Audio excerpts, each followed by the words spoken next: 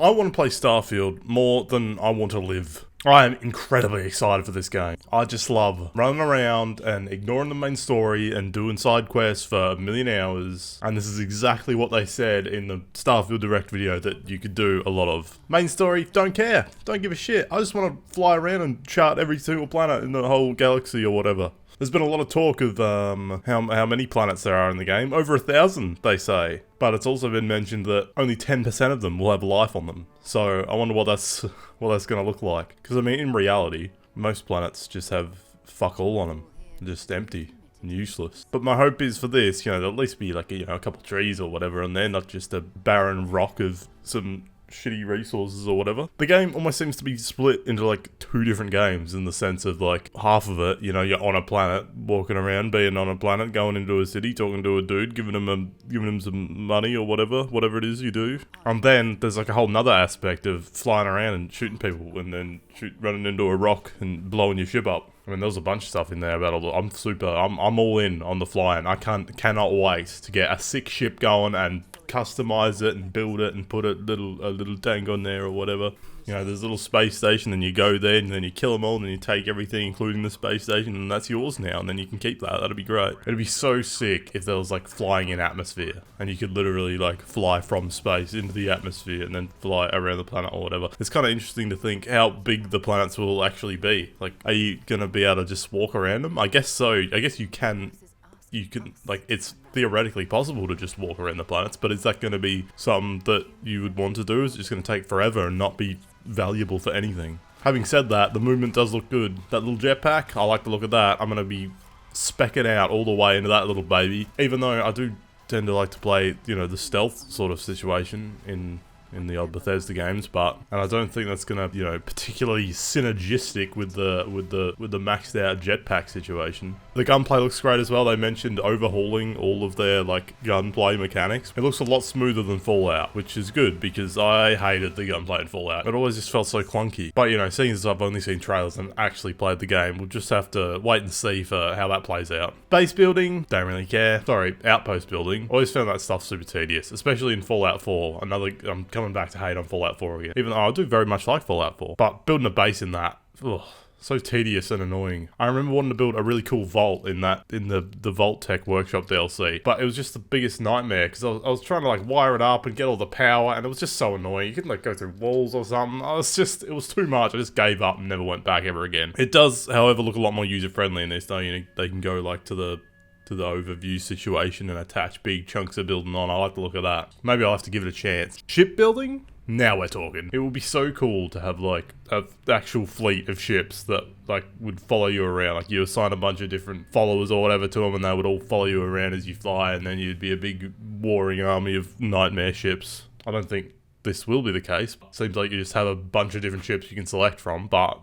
I'm perfectly happy with that. What I really want to do is make one massive ship that has everything in it. I want to have like a capital ship size situation going on. I want a nice Star Destroyer to cruise around in. A good 1,600 meters long. Fuck it, make it a Super Star Destroyer. Get me 19 kilometers of ship on the go, and I'll run this joint. All this ship stuff looks super cool to me. Flying around, battling other ships, boarding other ships. It almost seems like a whole different game. It is literally like a whole different game. You got your ground-based things, you're running around your story missions and animals and resources and all that shit. And then the space and ship stuff too.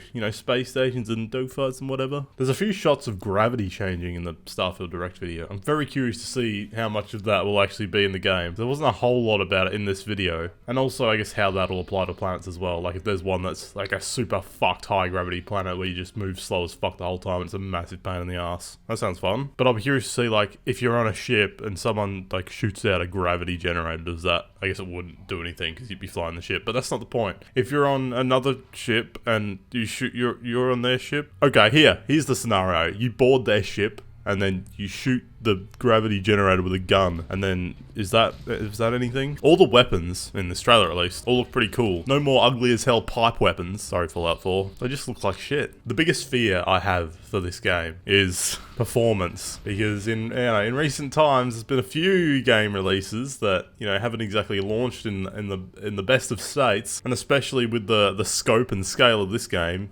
I'm a little bit worried for day one of this game. It seems like the performance is going to be at least the same as, you know, Skyrim / Fallout 4. You know, they're running at 30 FPS on console and at whatever resolution. I think the Series X is at 4K or whatever. I don't know. I don't have one. It doesn't matter. What I want to do, I want to be able to run on my computer at whatever my resolution is, like 1440p or something, and at 60 frames. That's what I want. But Bethesda games are always a bit weird with, you know, changing like graphic settings and stuff like that. You have to like, to change the field of view, you have to go into the console. I don't even know if you can change the frame rate on those games. I've never tried. You probably do it with a mod or something. You probably do it in-game. I just don't know how because I've never tried. But I don't know what they're running at on PC as opposed to console. I actually don't know. I'm just making shit up at this point. This feels like the first Bethesda launch in a while that I'm banging into. Like Fallout 76, no thanks. Elder Scrolls Online, the same thing. What was the other, what did they just release? What the fuck was it called? Redfall. Fuck yeah. I don't care about that game. And also it's shit apparently. 5 out of 10 on Steam, that's good. 24% liked this video game from Google users, so that's promising. That'll be good. Maybe I'll get that. Look, the main point is I want to play Starfield for 1,000,000 hours and I want to do it right now. Probably could have just summed that up in a tweet instead of this whole video, I guess. Well, it's too late for that now. Oh, and the prices thing. So this is a very specific to me thing probably, or at least the people in my country. Until very recently, all games were 90 Australian dollars for, well, mostly 90 Australian. That was the general sort of AAA game price for games of this sort of size for the standard base edition. But they've had a price increase to 120 Australian dollars for the base edition of the game, which was the case for a while for like, I don't know, PlayStation 5. Maybe it's just a newer generation console prices like PS5 and, I don't know, Series X. I don't know. I don't actually know. I don't own any of these consoles. So I don't know what was going on there with those prices. But it seems like Steam and presumably other platforms are finally catching up to that. So I've got to fork out $120 for the base edition, but obviously I'm going to buy the fucking sick cunt edition, so it's going to be $150,000 or whatever. But this isn't really an issue for anyone. It's just me crying about having to pay slightly more money for a game that might be good. Fucking better be good for $130, I'll tell you that much.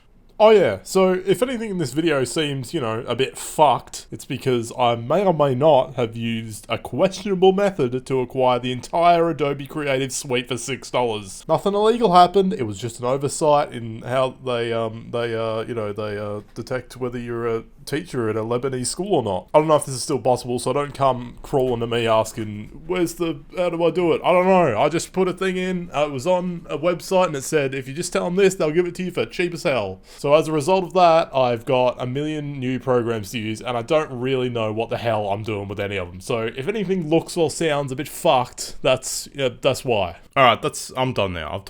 I've said all the words that I can be bothered to say. I'm very hyped for this game and I want to play it right now. So if anyone wants to send me a leaked copy that they got earlier, I don't know, upload it to Twitter or something, I'll download it from there. They usually have some good pirated content on there, so we'll see how that goes. Hey, follow me on Twitter. Alright, like this video. I have to go. I have to leave now, okay? Like this video and see ya.